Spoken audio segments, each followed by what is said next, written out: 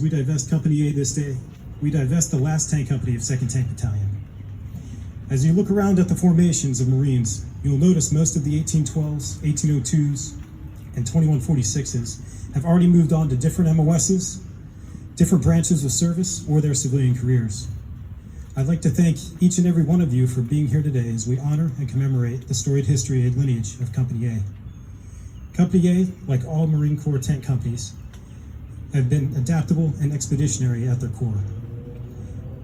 After forming in Camp Elliott in California in 1941, Company A would be the first Marine tanks to deploy when they shipped out to Iceland on the M2A4 light tank to deter Nazi Germany from conducting operations there.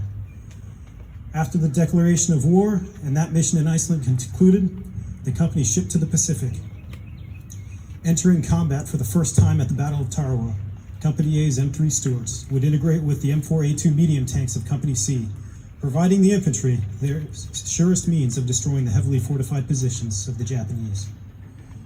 After Tarawa, Company A regrouped in Hawaii, transitioned to the M4A2 medium tank, and then continued on to fight in Saipan, Guam, and finally Okinawa.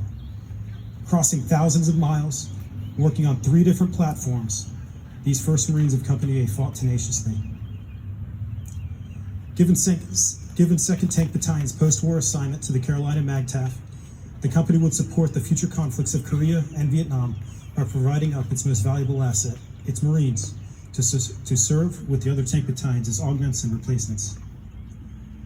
The company would continue to remain expeditionary, landing ashore during interventions in Lebanon and Grenada. The company would deploy and participate in the operations in Iraq during the Gulf War and Iraqi freedom. Finally, Company A would conduct its final combat deployment to Afghanistan from August 2011 to February 2012. To say that this past year has been emotional for the Marines of Company A would be an understatement. The company received confirmation that our community would be disbanded after the rumors had been making the rounds for 6 months, during which time Company A executed MAGTF Warfighting Exercise 20.1, 2nd Marine Regiment's Combined Arms Live Fire Exercise 20.1, a crew level gunnery, a platoon level gunnery, and a company field exercise. Despite the rumors, the Marines exercised the discipline and professionalism expected of tankers. Since the official announcement, Company A and Company B have disbanded. Correction. Company C and Company B have already disbanded. The tanks, Mike 88s, and rolling stock have been sent away. The company moved out of the ramp, supply warehouses, and armory. The advanced gunnery training systems are gone. Despite all of this, the most heart-wrenching thing was witnessing the cleansing and sanitizing of our facilities, seeing our history removed, seeing our memorials removed. Recently, there have already been countless articles about the equipment of the tank community, but not about the Marines. They are truly what has made this company and community great. They are a breed unto their own. After returning to the ramp after weeks in the field, and barely, if at all, dismounting their tanks during that time, they'll work a full 8 hours or more to ensure the weapons and gear are accounted for, cleaned, maintained, and stored. Also that the company can be ready to fight tomorrow. These Marines will break track and conduct a tank recovery in MOP 4, ensuring they are ready to fight against the nefarious adversaries who will not hesitate to use such chemical and biological weapons.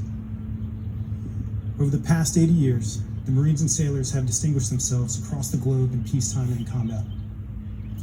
Our country will surely remember the Medal of Honor recipients, Sergeant Grant F. Timmerman and Gunnery Sergeant Robert H. McCard, for their acts of heroism. What about the countless others who sacrificed their youth, health, and lives? Marines like Lance Corporal Douglas Nash, who deployed to Afghanistan with Company A in 2011. After transferring to Headquarters Battalion, after having experienced several IED strikes and been involved in some particularly intense fighting that was also more up close and personal than we tankers are accustomed to, he did not even try to stay within his compound. He repeatedly volunteered as an MRAP gunner to limit the danger exposed to his fellow Marines. He would go into the line of fire so they would not have to. Tragically, Lance Corporal Nash passed away in October 2018 in a vehicular accident. Marines like Master Sergeant Gerard, who trained his maintenance team to NASCAR standards and Formula One standards in speed and efficiency.